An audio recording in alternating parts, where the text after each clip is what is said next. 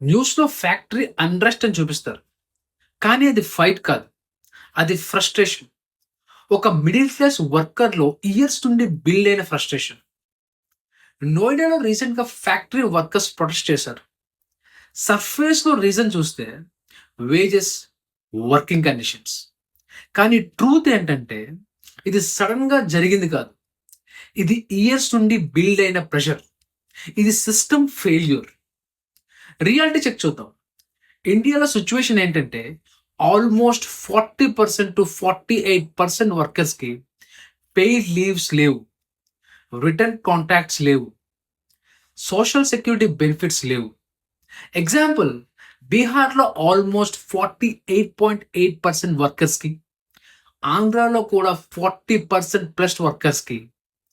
So, దీన్ని బట్టి మనకేం అర్థమవుతుందంటే హాఫ్ వర్కర్స్‌కి బేసిక్ ప్రొటెక్షన్ కూడా లేదండి. వర్కర్స్ ఎర్న్ చేస్తున్నారు. కానీ రెంట్ పెరిగింది. ఫుడ్ కాస్ట్ పెరిగింది. ట్రావెల్ కాస్ట్ పెరిగింది. సో, దీనివల్ల రిజల్ట్ ఏంటంటే సాలరీ సర్వైవ్‌కి సరిపోతుంది. కానీ లైఫ్ ఇంప్రూవ్ అవ్వడం లేదు. చాలా ఫ్యాక్టరీస్‌లో పర్మనెంట్ జాబ్స్ తక్కువ. కాంట్రాక్ట్ వర్కర్స్ ఎక్కువ. డిఫరెన్స్ ఏంటి?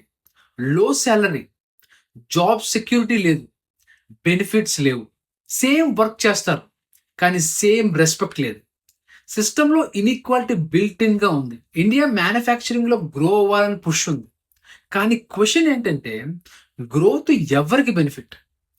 కంపెనీస్ స్కేల్ అవుతున్నాయి. ప్రొడక్షన్ ఇంక్రీజ్ అవుతుంది.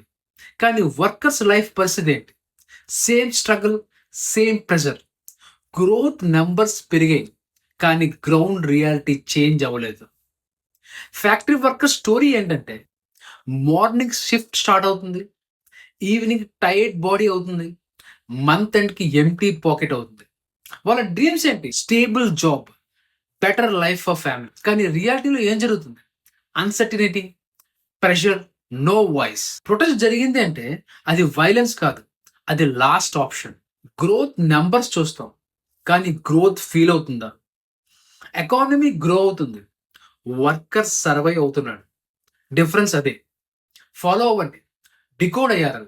హెడ్లైన్స్ కాదు. Impact important.